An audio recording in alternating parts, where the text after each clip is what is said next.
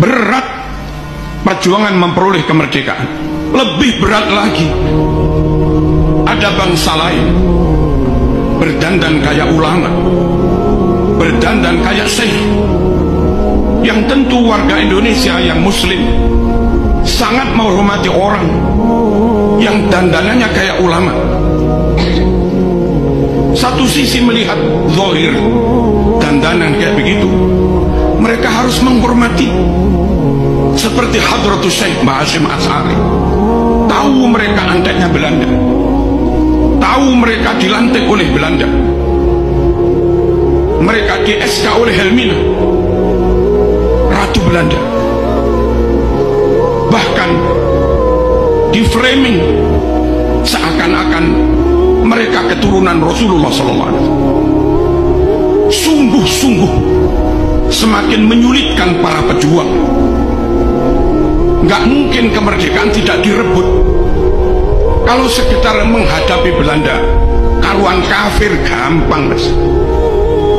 Ini kadang menghadapi bangsanya sendiri, atau menghadapi orang yang ngaku ulama, bahkan ngaku keturunan Rasulullah SAW, tapi mereka berkomplot dengan penjajah.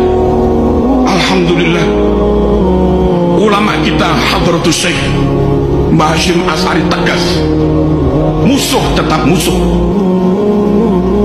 musuh tetap musuh, apapun penampilannya, apapun kedoknya, tetap kenceng, tidak tolah-toleh, tidak ragu, tentu dengan penuh bijaksana dan arif. Mereka tetap berjuang merebut kemerdekaan, meskipun kadang yang dihadapi orang yang penampilannya kayak ulama, meskipun kadang yang dihadapi orang yang penampilannya bangsanya sendiri.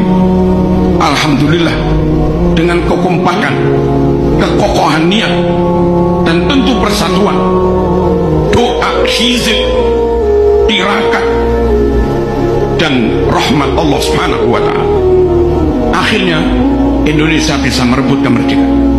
Allahumma shalli ala sayyidina Muhammad.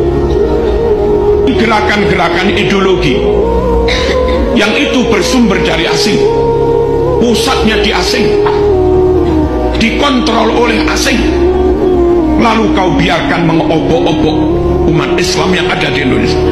Ketahuilah, Syiah asing, Wahabi asing, Ikhwanul Muslimin asing, gerakan Hizbut Tahrir asing, Islam Ahmadiyah asing, pusatnya di luar negeri, sebagian di London, dikontrol dari luar negeri.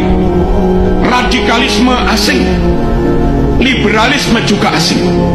Asli Indonesia Ahlus Sunnah wal Jamaah, seperti yang hari-hari kita amalkan, kita yakini, ala thoriqati nahdlatil ulama. Zikir, manaqib, solawat, ini Ahlus Sunnah wal Jamaah.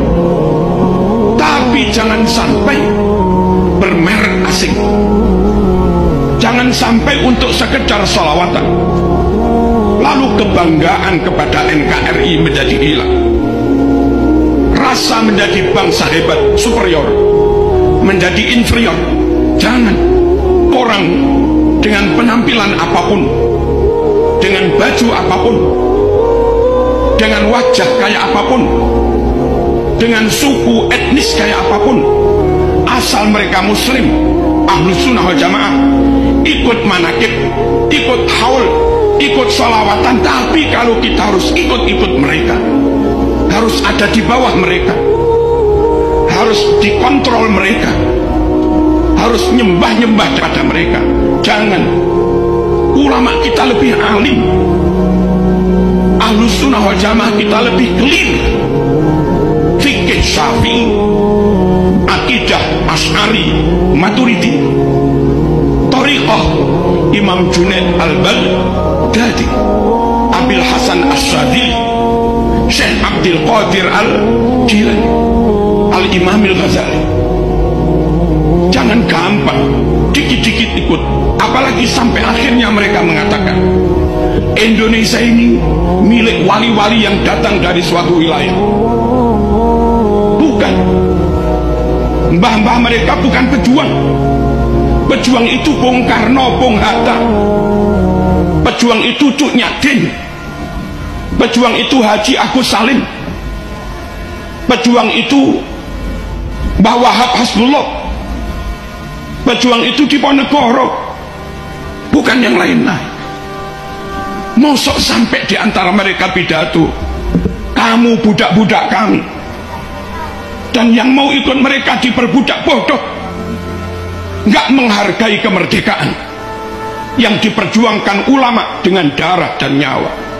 Kita berdamai dengan siapapun, kita bertawun, berkolaborasi, kerjasama dengan siapapun, tapi kita bangsa Indonesia tidak mau ada di bawah siapapun, tidak mau dikontrol oleh siapapun, tidak mau diatur-atur oleh siapapun. Kita bangsa Indonesia hebat, kita bangsa Indonesia pinter, dan kita bangsa Indonesia yang muslim jelas Ahlus Sunnah wal Jamaah. Kalau dulu Indonesia harus belajar bahasa Arab ke Timur Tengah, hari ini di UIN Malang S2, S3 kadang ada Pak mahasiswa dari Arab ambil bahasa Arab di Malang. Artinya mereka tahu bahwa balaghah ada di Indonesia, mantek ada di Indonesia, ma'ani bayan batik ada di Indonesia, ulumul Quran ada di Indonesia, tarawat lughawiyah, filologi ada di Indonesia. Hebat Indonesia. Jangan mau nyembah-nyembah orang lain.